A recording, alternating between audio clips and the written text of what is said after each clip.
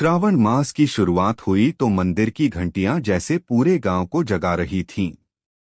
हर घर में शिव के भजन, बेलपत्र की तैयारी और दूध दही का संकल्प लिया जा रहा था।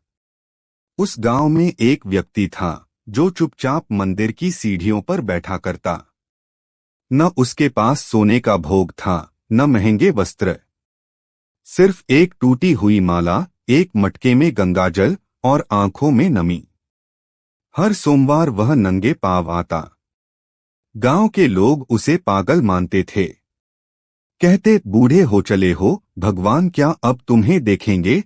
लेकिन वह सिर्फ मुस्कुराता और कहता, जो दिल से पुकारता है भोलेनाथ वहीं उतर आते हैं।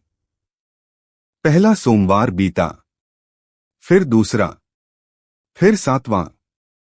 गांव की भीड़ बढ़ती रही, मंदिर भरा रहा, लेकिन वह व्यक्ति अकेला, शांत, एक ही स्थान पर हर सोमवार उसी बेलपत्र के नीचे बैठा रहता। तीसरे सोमवार के बाद उसके घर की छत टूट गई। छठे सोमवार को उसकी पत्नी बीमार पड़ गई। 10वें सोमवार पर उसकी गाय मर गई, जो उसकी कमाई का एकमात्र साधन थी। लेकिन हर सोमवार को वह पहले से ज्यादा समय मंदिर में बिताने लगा। गांव वालों ने कहना शुरू किया, किसी अनहोनी का संकेत है ये। शिव क्रोधित हैं इस व्रत से।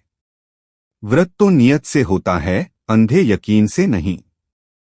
लेकिन उसका यकीन अंधा नहीं था, पूर्ण था। 20वें सोमवार तक गांव में अकाल पड़ गया। खेत सूख गए। लोग सोचने लगे, शायद उस व्रती के कारण शिव हमसे रुष्ट हो गए हैं। उन्होंने पंचायत बुलाई। गांव के पुजारी ने कहा, अगर तुम व्रत छोड़ दो, शायद शिव शांत हो जाएं।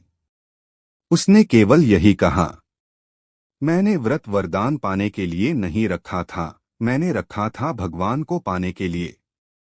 अगर वो मुझसे रुष्ट हैं, तो मैं अपने दोष गिनवाने को तैयार हूं।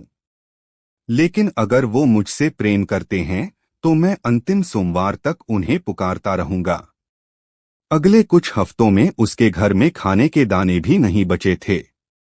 फिर भी एक रात उसने अपनी अंतिम रोटी काले कुत्ते को खिला दी, जो मंदिर की सीढ़ियों पर ठंड से कांप रहा था। फिर आया अंतिम सोमवार। उस दिन गांव में जोरदार तूफान आया। बारिश ऐसी जैसे आसमान फट गया हो। नदी उफान पर थी। मंदिर जाने वाले रास्ते पर कीचड़ और पानी भर गया था। लोगों ने मंदिर जाना छोड़ दिया। लेकिन वह व्यक्ति बिना कुछ खाए, बिना किसी सहारे, भीगते हुए मंदिर पहुंचा। उसके हाथ में वही पुरानी माला और वही गंगाजल का मटका था। तूफान में मंदिर की घंटी अपने आप बजने लगी। वह शिवलिंग के सामने बैठा और कहा, हे नीलकंठ, मैंने कभी आपसे वरदान नहीं मांगा, केवल दर्शन मांगे थे। अब अंतिम सोमवार है। या तो आप आज मिल जाइए, या फिर मुझे उठा लीजिए। उसने मटके का जल चढ़ाया और सिर झुका दिया। अचानक बिजली कड़कने लगी। मंदिर का दीपक जो बुझ चुका था, अपने आप जल उठा। शिवलिंग से एक तेज प्रकाश निकला और मंदिर की छत फाड़कर ऊपर आकाश में फैल गया। उसकी आंखें बंद थीं, लेकिन चेहरे पर शांति थी। फिर गांव का चमत्कार शुरू हुआ। रात भर हुई बारिश के बाद सुबह गांव में पानी भर गया था, लेकिन सभी खेत हरियाली से लहलहा उठे थे। पुजारी को स्वप्न में दर्शन हुए, एक सफेद सांप शिवलिंग पर कुंडली मारकर बैठा था। गांव के लोग दौड़कर मंदिर पहुंचे तो देखा, वो व्रती अब भी शिवलिंग के सामने झुका था, लेकिन अब उसमें सांस नहीं थी। मंदिर के शिवलिंग पर एक नई रेखा उभर आई थी, जैसे किसी ने अपने हाथ से अंकित कर दिया हो। गांव वालों ने मिलकर मंदिर के बाहर एक शिला रखी, जिसमें लिखा गया, वह भक्त जो मांगता नहीं था, उसे सब कुछ मिला। और जो सब कुछ मांगते थे, उन्हें खाली हाथ लौटना पड़ा। आज भी श्रावण के महीने में उस गांव के लोग मंदिर में व्रत करते हैं, लेकिन साथ में एक नियम मानते हैं।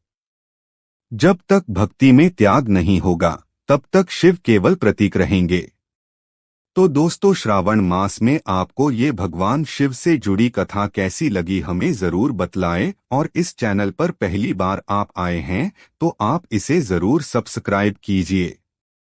इस कथा में मेरे साथ बने रहने के लिए दिल से धन्यवाद।